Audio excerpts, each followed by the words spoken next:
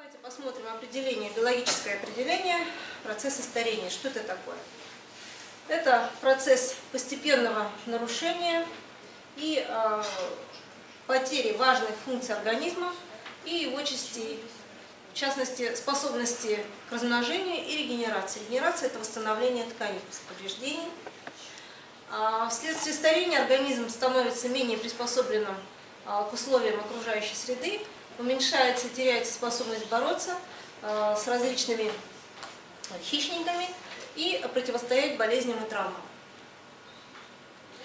То есть, таким образом, существо погибает быстрее. Или, значит, попадается в лапы хищникам, или же какая-то болезнь убивает.